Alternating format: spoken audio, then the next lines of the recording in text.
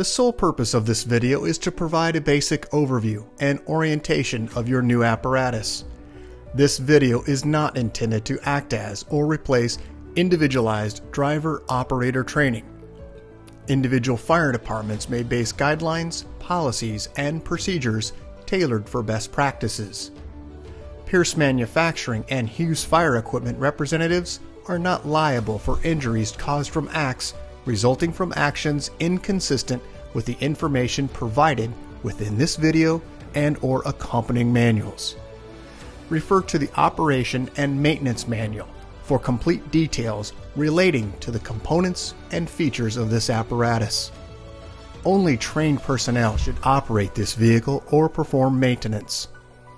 You are responsible for learning how to operate this fire apparatus under all conditions without having to refer to the manual while operating at an emergency incident.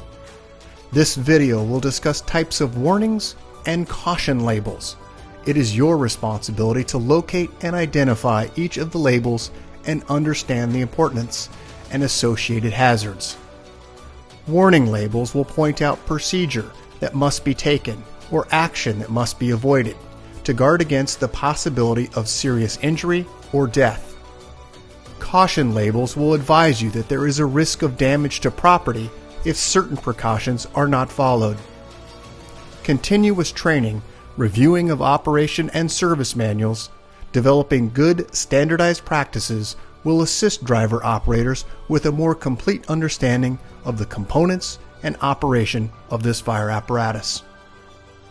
As the driver operator of this vehicle, you are responsible for understanding the function of each component of the apparatus, maintaining control of the fire apparatus at all times while in operation. Make operational and functional changes while operating at an emergency without having to read operator's instructions or safety warning labels. Operate manual override and emergency shutdown procedures immediately if a component fails to operate properly. Components location may vary with each Pierce fire apparatus. Review the exact location of each component prior to operation. Major inconsistencies between your vehicle and the information contained in this video should be directed to your sales representative. Safe operation of any vehicle is the responsibility of the driver operator. You must learn the location and function of all controls, switches, gauges, valves, inlets, and discharges. Due to a higher center of gravity, heavy trucks have a significantly higher rollover tendency than other types of vehicles.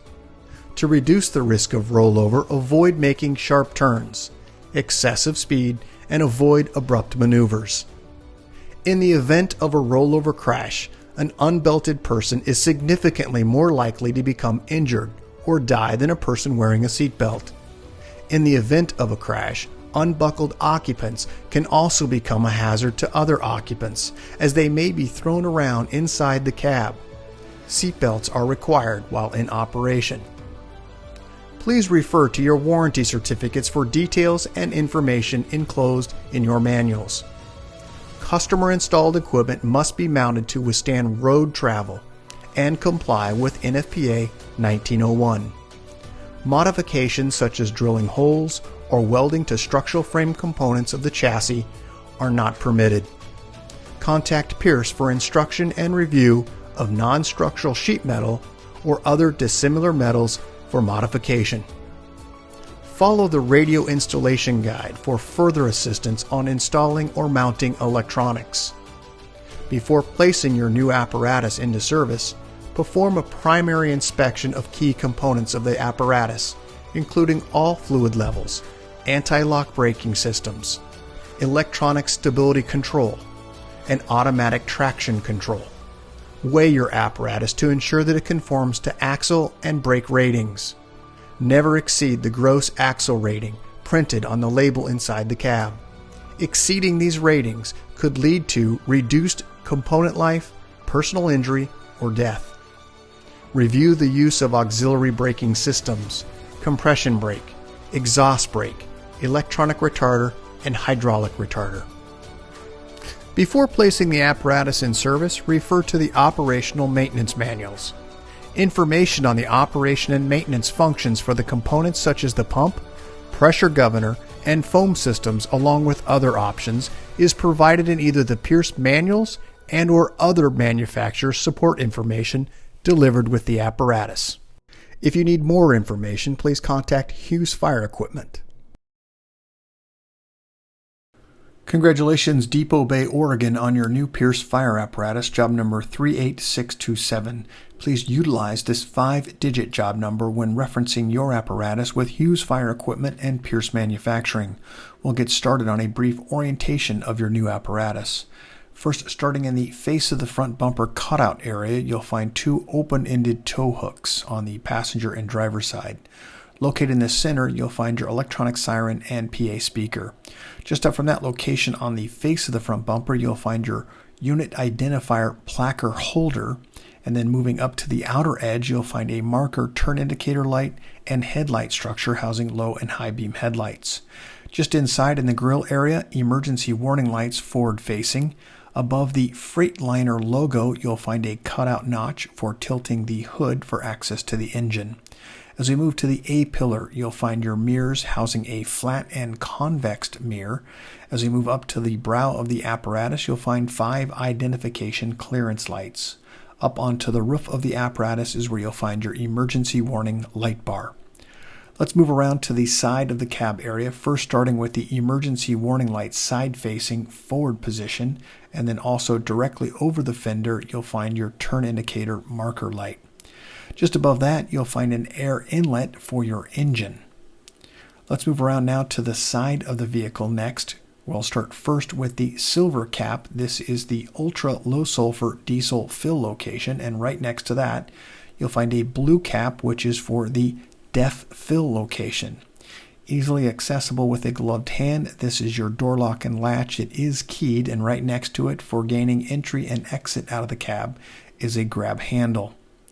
As we move to the door area, you'll find your mirrors flat and convex, and then once again, different angle here showing the very top side of the emergency warning light bar. Let's move toward the body section next, and we'll start first at the very top. These are the side-facing scene lights, and then toward the very rear of the apparatus, you'll find an emergency warning light. Let's move down to the very bottom section where you'll find a marker turn indicator that's directly in front of the first rear axle. In between the two of those, you'll find SCBA bottle storage location. To the rear of the axle, side-facing emergency warning light. Then as we move to the very rear, this is the location behind the flap, is where you'll find your dump outlet. Let's move around to the rear of the apparatus next. We'll start first with emergency warning, brake, turn, and reverse light, and at the very top section you'll find a work light. There is also a ladder located here on the driver's side for gaining access aloft. Let's move around now, identify a few more items within this area. First, we'll start at the dump in the center location. There is a manual control located at the very top with a handle and also a lock. Right next to that, you'll find your direct tank fill 2.5-inch inlet. It is locally controlled via ball valve. Also some warning placards. Do not ride on the vehicle while it's in motion. When climbing onto the vehicle, always face the vehicle, and also entanglement hazard because of the hoses coming from aloft. At the very top, we have 2 emergency warning lights on the outer edge, 2 scene lights located inside of that location, and your backup camera located in the center. Let's move around to the side view here, where you'll find the passenger side dump valve behind this flap located here, and then also you'll find emergency warning lights side facing, SCBA bottle storage location in between the 2 axles also. As we move further around to the side of the vehicle, let's start first down at the very bottom where you'll find your exhaust. Extremely hot diesel exhaust temperatures do exist, especially during regen operation. Be cautious where you park your vehicle. Next, we're identifying the hinge point where you'll find your porta-tank located behind the panel. General view here of the passenger side. Let's move now up onto the top of the vehicle, identify a few items here. First, starting with the top fill tank fill location. There are also identifying marks located on the walking space area for visual indication. Also, you'll find a water tank fill label indicating that. Let's move toward the crosslay section where you'll find two crosslays, one located in the front and one located to the rear. And then also just to the rear of that in the dunnage area is where you'll find the master stream device located here. We're currently seeing just the outlet of that master stream device. As we move toward the cab section, top view of the cab where you'll find the emergency warning lights, and then also at the very front section, the marker lights. Let's move inside the cab now. Two identifying labels here. First on the left at the dash area, height, length, and weight of the vehicle. As we move down to the very bottom, we'll find this yellow placard, which I'd like to go over.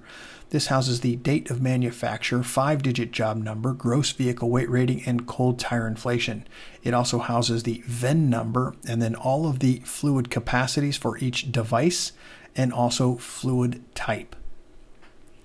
Let's move around to the pump panel, identify a few items here. First, starting at the very top with the pump discharge and pump intake master gauge.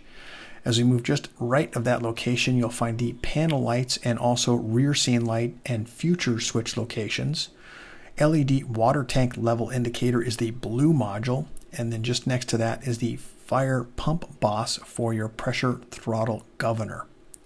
Also move to the right, minimum operation maintenance schedules for test pressure at 150, 200, and 250 psi, with a governed speed while in pump 2,375.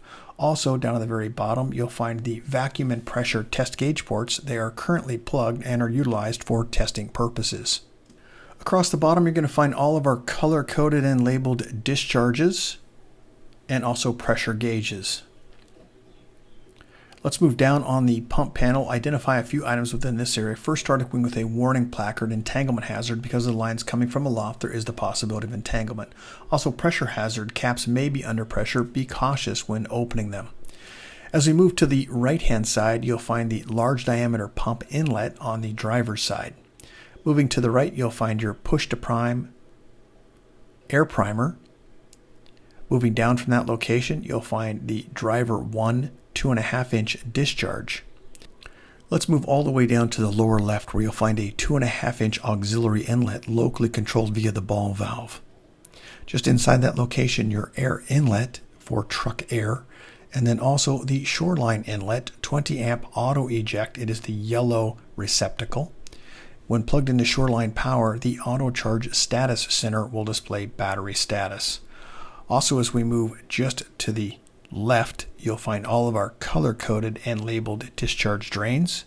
Moving to the far right, you'll find the main fire pump drain, and then also the Watrous placard indicating the type and capacity of your pump.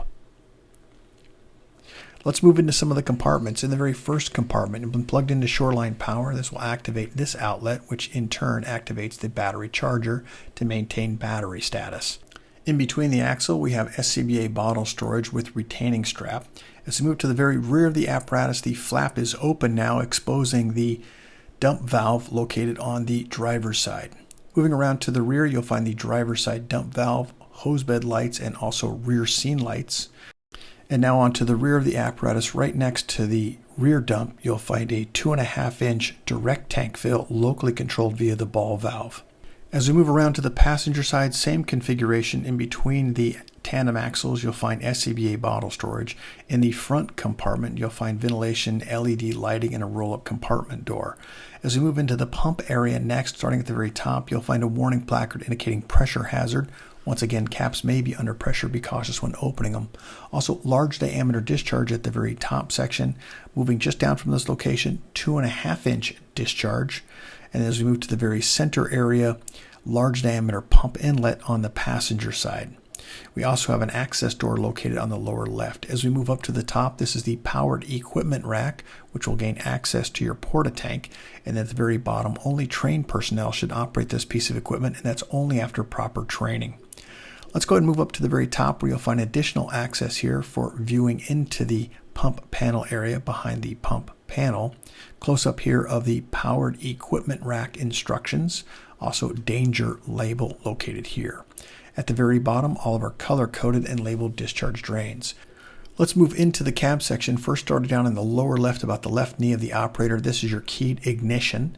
As we move to the steering wheel, on both the left and right side of the steering wheel, you'll find additional function buttons located here. As we move now down to the right-hand side, let's start first with the yellow diamond, which is the pull to apply your system parking brake and push to release. These are the rear spring brakes.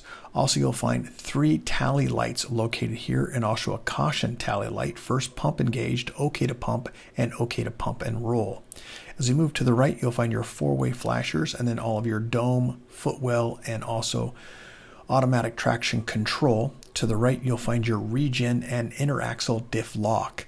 Moving down to the switches, I have a protected switch, which is your pump PTO, and then also high idle and alarm reset.